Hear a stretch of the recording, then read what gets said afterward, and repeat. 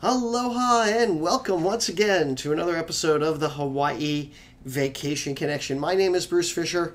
Thanks very much for checking in. Got a great podcast for you today on Fridays.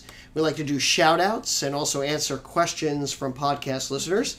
We're also going to be going over packages that have been booked in the last 24 to 48 hours. So stick around for that. This podcast is brought to you by us. We're the owners of Hawaii-Aloha.com. We're in Hawaii.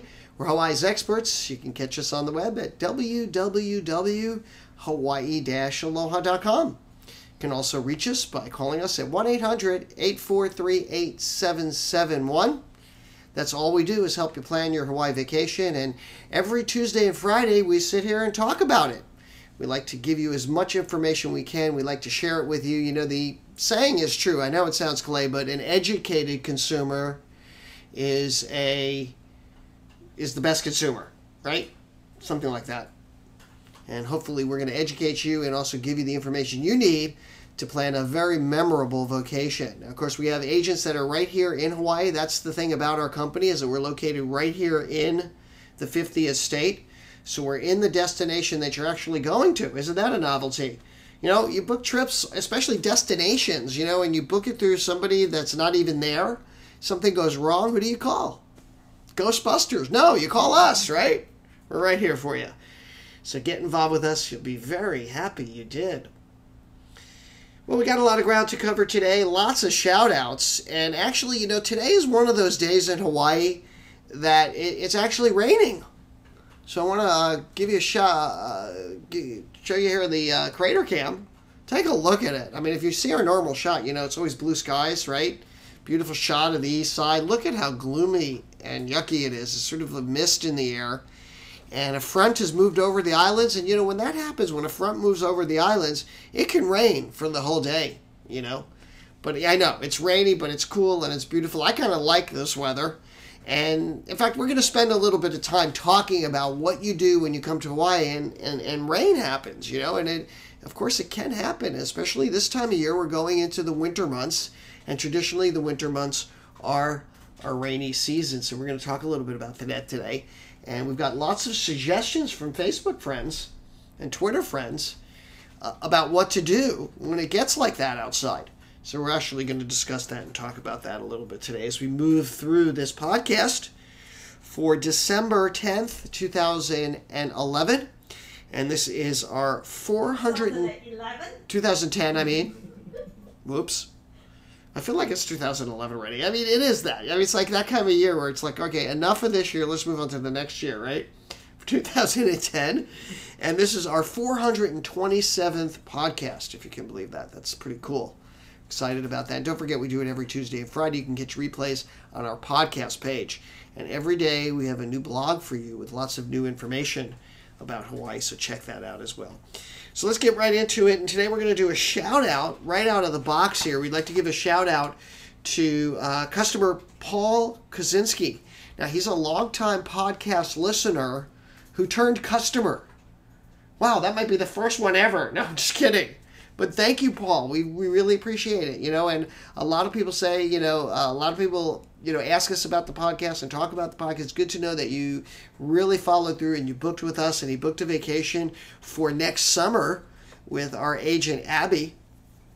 So I want to give a big shout out to him. And I took a look at your itinerary, and you know what? I really like this combination here that you're going to be doing Oahu and the Big Island, you know, because those are, I think, two, like, I always, you know, have this saying that Oahu has everything the other islands has except for an active volcano. And I think you might have taken that advice, and I think that's true. There's just so much to do. I love this island. I mean, the best beaches, I think, are here. So I think it's a really good combination that you and Abby came up with by doing Oahu and the Big Island. And Oahu, they're going to be staying at the Outrigger Waikiki and the beach. They're actually going from the 1st to the 15th. This is the kind of vacation I want, right? 2-week vacation. And if you're going to come to Hawaii, you know, I always say try to spend as much time as you can. You know, a lot of times people ask us for trips that are 2 and 3 days, maybe 4 days even.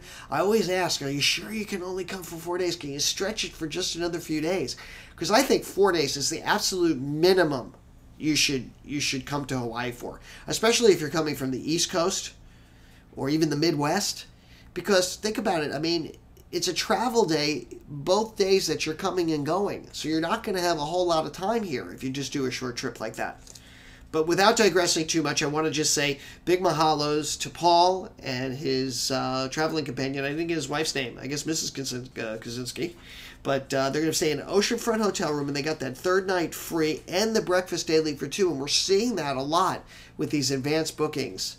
They're still holding out with the free nights and the breakfast, and that's at the Outrigger Waikiki on the beach, oceanfront hotel room. And I think it's fun. They've rented Jeeps on both islands. It must be, and that's a fun thing to do. A friend of mine picked us up yesterday. Came over, and she's one of our agents, and she picked us up on a Jeep, and I forget how much fun it is to have a Jeep. So these folks are going to have Jeeps on both the Big Island and on Oahu here. Over on the Big Island, they're staying at King Kamehameha Kona Beach Resort, also in an oceanfront room with breakfast daily for two. You might be asking, how much does this 2-week trip cost, 2 islands? $68.98. $68.98, coming all the way from Philadelphia. So these guys are going to have a terrific time. Congratulations, Paul. You guys are in really good hands with Abby. She's a terrific agent. And, I give 2 thumbs up to this itinerary. Of course, we'll be in touch with you between now and then and give you some suggestions on stuff that you can do. And there are lots of things for you to do. So congratulations, you guys. And welcome. Big mahalos for your business. We do appreciate it. Next thing we want to do is give shout-outs because... like I said, look at it outside. I mean, it is, quite frankly, it's kind of miserable. I mean, if you're local, you love this weather because we've been going through a drought. And I checked, and I'm not sure if we're in an El Nino year or an El Nina year. Is it El Nino or El Nina this year? I think it's an El Nina year. And that means that they anticipate that we're probably going to get more rain than we usually do when it's really dry in the wintertime. So when that happens, you can expect a few days like this. And, the thing about today's rain is that, a front moved over and it just stalled. And, there's just hardly any trade winds, and the trade winds are starting to pick up. But, a day like today is going to be a walk. I mean, you're not going to be able to do the typical outdoor activities that you would expect to do. And sometimes you might have had a planned activity and then it gets canceled for something like this. We had some folks that were going to go out, do some fishing, and they can't go out because it's too rough out there. So, of course, we're going to reschedule things for you. We're going to get refunds for you when it's appropriate. I mean, when it's obvious. I mean, you can't do anything about the rain. A lot of times when you do things like the Polynesian Cultural Center, that will still go on.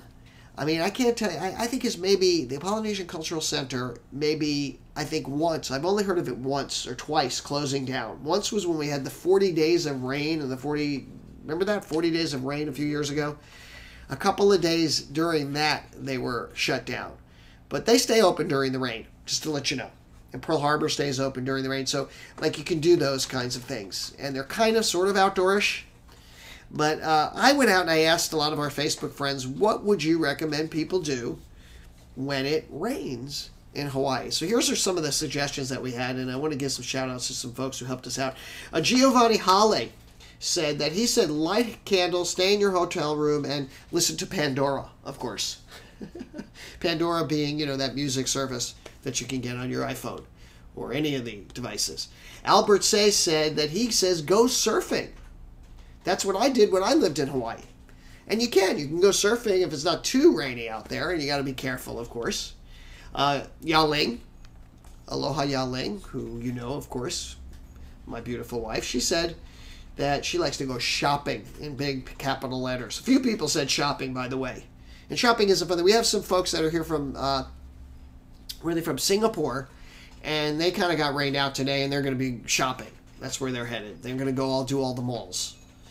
I like to run in the rain. I just love running in the rain. It's so cool. I mean, if it's not like pouring rain, just like a light rain, or when it's, really cloudy, running in the rain is fun. James Sexton, he said, have a wet t-shirt contest. I don't know about that one. So he said, James Sexton says, wet sheet t-shirt contest. Tobe Tamayo, he said, shop at the Royal Hawaiian Center and the DFS because Ala Moana is too open, which is a good point. Ala Moana is very open in the center, and it rains right in the middle of it.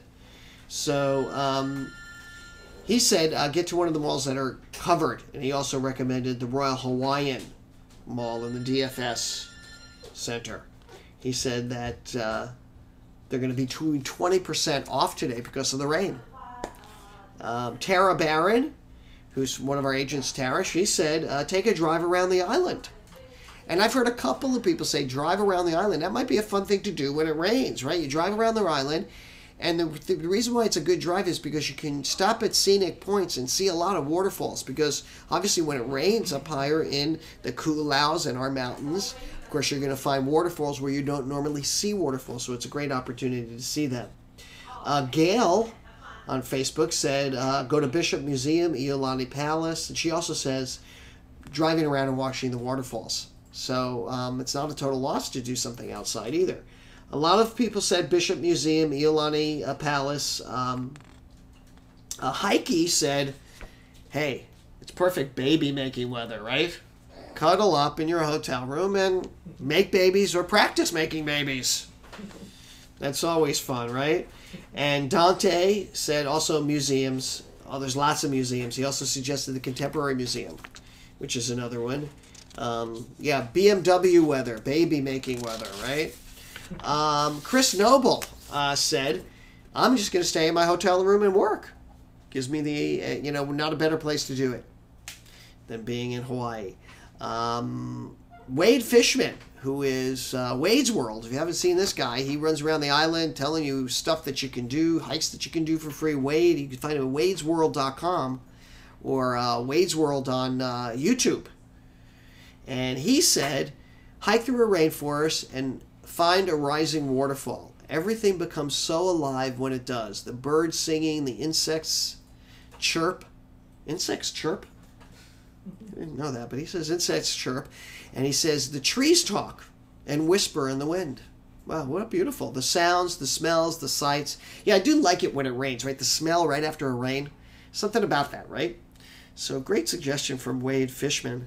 Mahalo nui for that. And then Rasa Weber, she's also a travel agent, and she's a Facebook friend. She says, oh, hell, just be happy to be in Hawaii. I got soaked more than once while I was visiting, and it didn't kill me. Yeah, the rain doesn't hurt.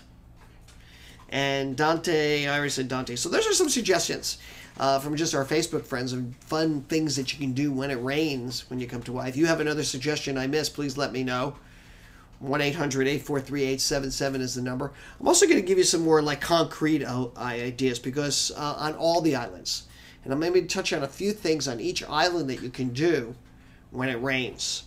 On Oahu and on Maui, there are really good aquariums. The Waikiki Aquarium, it's located right at the Diamond Head, right on Kalakaua Avenue. And it exhibits more than 450 species of aquatic animals and plants, and it welcomes more than 350 visitors a year. Over here also at the Pacific Beach Hotel, which is a local hotel right on Kalakaua Avenue, they have an Oceanarium restaurant, and it has like a three-story oceanarium, and it's got 280 gallons of water in there filled with swimming creatures. And it can be viewed from a couple of different restaurants in the Pacific Beach Hotel. So why not grab lunch there and go check that out? The Maui Ocean Center over on Oahu, it's a top-rated family attraction. And you get really up close and personal with a lot of Hawaii's marine life. And this is a great thing to do whether it's raining or not. But, it's all indoors. And it's really state-of-the-art. It's a real marine park.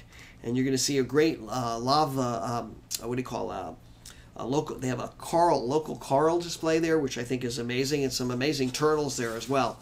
Which I always like to see the turtles there, and a lot of hands-on stuff you can do. And there's lots of museums on all islands. Of course, the Bishop Museum is probably the most famous museum that people associate with Hawaii, and that's again here on Oahu. And you can learn a lot about Hawaii's natural history and culture.